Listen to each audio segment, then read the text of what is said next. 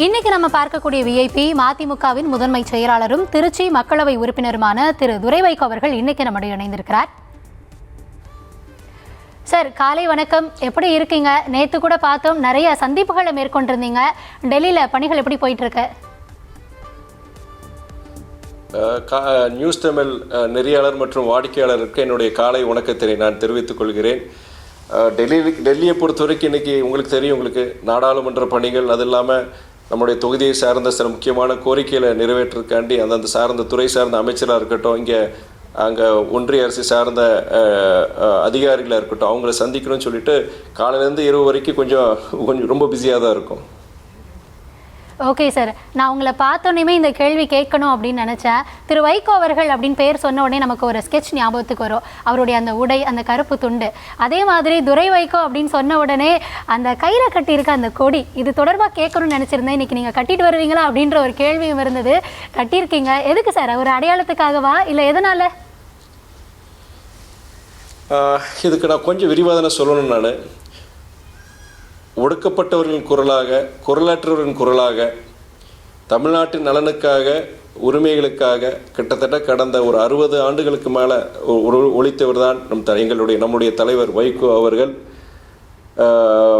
அவர் நம்ம கிட்டத்தட்ட இந்த 60 வருஷத்தில் 5 ஆண்டுகளுக்கு மேலே அவருடைய சிறை வாழ்க்கையாக இருக்கட்டும், 5000 கிலோமீட்டர் மேலே நடைபயணங்களாக இருக்கட்டும், வானத்தில் இருக்கிற நட்சத்திரங்களோட எண்ணியில் ஆன தலைவர் வைகோவுடைய போராட்ட களங்களோட எண்ணிக்கையை நம்ம எண்ண முடியாது.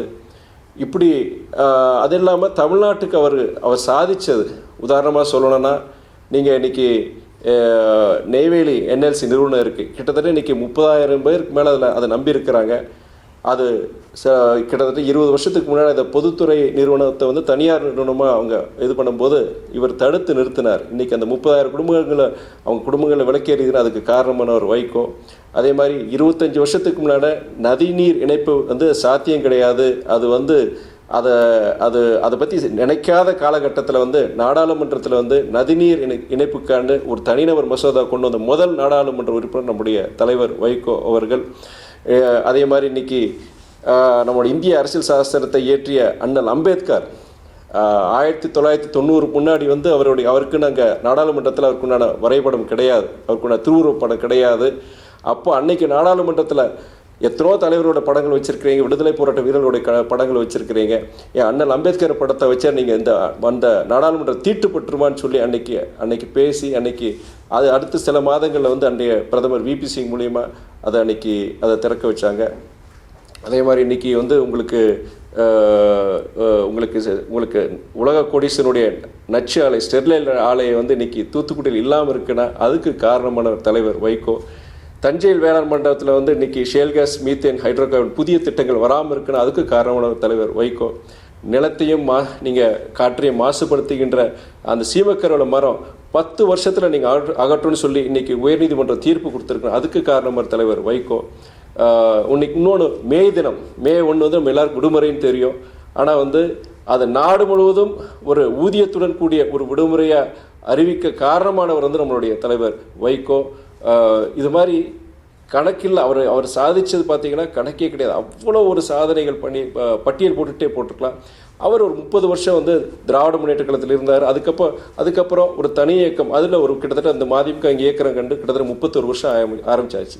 இப்படிப்பட்ட சாதனைகளை ஒரு சோதனைக்குள்ளான ஒரு போராட்ட வாழ்க்கையில் ஈடுபட்டிருக்க தலைவர் வைகோ. அவர் கண்ட இயக்கம் மறுமலர்ச்சி திமுகவுக்கு இன்னைக்கு அங்கீகாரம் கிடையாது.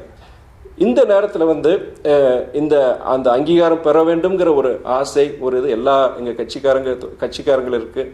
இப்படி இருக்க ஒரு காலகட்டத்தில் அந்த அங்கீகாரம் பெறணும். அது இல்லாமல் நாங்கள் இருக்கிறோம், திரும்பி தமிழ்நாட்டில் ஒரு மறுக்க முடியாத சக்தியாக நாங்கள் உருவாகுங்கிற ஒரு நம்பிக்கை விட்டுறதுக்காண்டி தான் இந்த ஆங்கிலத்தில் ஒரு பழமொழி, ஒரு சொல்வாக்கு உண்டு, wearing your heart on your sleeve.